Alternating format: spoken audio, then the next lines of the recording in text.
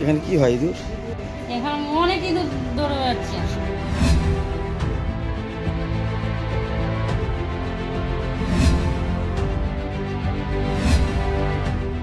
ইঁদুরের উৎপাতের জেরে সমস্যায় পড়েছেন মালদা মেডিকেল কলেজ ও হাসপাতালের রোগী ও তাদের পরিজনরা। অভিযোগ, হাসপাতালের ওয়ার্ডে ইঁদুরের দৌরাত্ম্য এতটাই বেড়েছে যে অসুস্থ রোগীদের শরীরে ইঁদুরের কামড় দেওয়ার ঘটনা ঘটছে। ইঁদুরের উপদ্রব থেকে রোগীদের রক্ষা করতে কয়েকটি বেডের পাশে রাখা হয়েছে ইঁদুর ধরার যন্ত্র।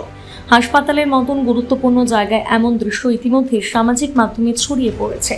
আর তা ঘিরে হাসপাতালের পরিষেবা, পরিচ্ছন্নতা ও পরিকাঠামো নিয়ে প্রশ্ন উঠতে শুরু করেছে। ইংরেজবাজার বিধানসভার প্রাক্তন বিজেপি বিধায়ক তথা দলের কেন্দ্রীয় কমিটির সদস্য শ্রী রূপা মিত্র চৌধুরী এই ঘটনায় হাসপাতাল কর্তৃপক্ষের ভূমিকা নিয়ে প্রশ্ন তুলেছেন।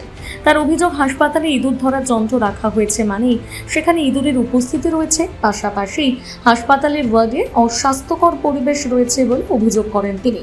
শ্রী রূপা দেবীর দাবি, সরকার বদলালেও সরকারি আধিকারিকদের পরিবর্তন হয়নি, ফলে সরকারি হাসপাতালের পরিষেবা ও পরিকাঠামোর ক্ষেত্রে এখনও একই সমস্যা রয়ে গিয়েছে। বিষয়টি রাজ্যের মুখ্যমন্ত্রী শুভেন্দু অধিকারীর কাছে তুলে ধরবেন বলে জানান তিনি। ইঁদুর মারার যন্ত্র আপনারা কেন আগে খুঁজে বার করেননি, এটা আমার প্রশ্ন। আপনারা সাংবাদিকতা করেন, আমার বিশেষ বন্ধু, আপনারা অনেকদিন আগেই, আমি আসার আগেই ধরে ফেলা উচিত ছিল, তাতে আমাদের সুবিধা হতো, সরকারের সুবিধা হতো। এখানে রডেন্ট, আপনারা জানেন রডেন্ট হচ্ছে আমাদের প্লেগ পর্যন্ত ছড়াতে পারে। ইঁদুর মারার যন্ত্র রাখা হয়েছে, তার মানে ইঁদুর আছে ওখানে? কি নেই ওখানে? ইঁদুর তো ছেড়ে দিন, কি নেই? মানে জঞ্জাল এবং নোংরা আর আবর্জনার যদি একেবারে শ্রেষ্ঠ স্থান হতে পারে তাহলে সেটা মালদা মেডিকেল কলেজের ট্রমা সেন্টার। এবং আমি আপনাদেরকে বলছি, আমরা বিজেপি সরকার, যারা নতুন সরকারে এসেছে, আমাদের সত্য কথা তুলে ধরতে কোনো আপত্তি নেই, নির্ভয়াদির কোনো আপত্তি নেই। আমাদের মাননীয় মুখ্যমন্ত্রী বলেছেন যে আপনারা হসপিটালে যান, আপনারা দেখুন কি হচ্ছে এবং সরকারকে সহযোগিতা করুন। যদি আমরা এই যে সরকারের, পুরনো সরকারের 50 বছরের এই জঞ্জালকে আমরা যদি বর্তমান আধিকারিকদের দৃষ্টিতে অবলোকন করাতে না পারি আমাদের দৃষ্টি দিয়ে, তাহলে এই ব্যবস্থা চলবে। আমরা এই অব্যবস্থা থেকে মুক্তি চাই। সরকারের যে জঙ্গল সরকার থেকে মুক্তি পেয়েছি, কিন্তু আমাদের প্রাতিষ্ঠানিক দুর্নীতি এবং প্রাতিষ্ঠানিক অবক্ষয়, প্রাতিষ্ঠানিক অব্যবস্থা, তার থেকে আমরা এখনো মুক্ত হইনি। আমরা মাত্র 100 দিনের সরকার করেছি। আমি আপনাদের কথা দিচ্ছি, হাত জোর করে আপনাদের মাধ্যমে, মালদা মেডিকেল কলেজ পূর্ণাঙ্গ রূপ পাবে। এই প্রসঙ্গে এক রোগীর আত্মীয় জানান, ইঁদুরের জন্য এখানে কি হয় ইঁদুর? এখানে অনেক ইঁদুর দৌড়ে যাচ্ছে। পেশেন্টের গায়ে চলে আসছে? হ্যাঁ, ওই যে বিষ উঠে যাচ্ছে, তো বিছানাতে উঠে যাচ্ছে, মশারির তলে ঢুকে যাচ্ছে। কখন আসছে ইঁদুর? রাতের বেলা। প্রচুর ইঁদুর নাকি? হ্যাঁ, দেখতে তো পাচ্ছি। কে রেখেছে ওটা? কোনো বলতে পারবো না। হাসপাতাল থেকে? ইঁদুরের উৎপাত খুব নাকি? হ্যাঁ, তাই তো।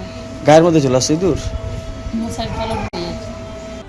অন্যদিকে মালদা মেডিকেল কলেজ হাসপাতালের সহকারী অধ্যক্ষ তথা সুপার প্রসেনজিৎ বর হাসপাতালে ইঁদুরের সমস্যার কথা স্বীকার করেছেন। তার বক্তব্য, রোগীদের যাতে কোনো রকম ক্ষতি না হয় সেই বিষয়টি মাথায় রেখে ইঁদুর ধরার যন্ত্র রাখা হয়েছে। ইঁদুরের উৎপাত এটা আছে এবং যেটা আমরা রিসেন্ট পেস্ট কন্ট্রোল করেছি, কিন্তু তাতেও ওদেরকে কন্ট্রোল করা যাচ্ছে না। ইঁদুর ধরার জন্য মেশিনও বেশ কিছুদিন ধরে আমরা ব্যবহার করাচ্ছি, কিছু ধরাও পড়েছে। এটার মেন সমস্যা ওরা হচ্ছে ফল সিলিংয়ের ওখানে উপরে উঠে যাচ্ছে। ফল সিলিং থাকার জন্য ওদেরকে মানে কন্ট্রোল করা একটু সমস্যা হয়ে যাচ্ছে। আমরা তবু পেস্ট কন্ট্রোল করছি, ইঁদুর ধরার অন্য কোনো ব্যবস্থা আছে কিনা রেখে দেখছি। ওয়ার্ডের মধ্যে নোংরা জল জমে আছে, কি বলবেন? পাইপ লাইনের সমস্যা আছে, বেশ কিছুদিন ধরে পাইপ লাইনের সমস্যাটা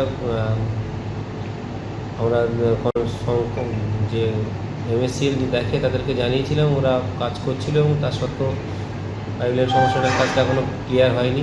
তাছাড়া রিসেন্ট কর্মচারীরা, আমাদের হাউসকিপিং স্টাফেরা কাজ করছে না, তাদের বেতনের কিছু সমস্যা হয়েছে, সেই জন্য তারা কাজ করছে না, সেই জন্য পরিষ্কার পরিচ্ছন্ন করাটা সমস্যা হয়ে যাচ্ছে। মালদা থেকে পবিত্র সরকারের প্রতিবেদন, নিউজ টুডে।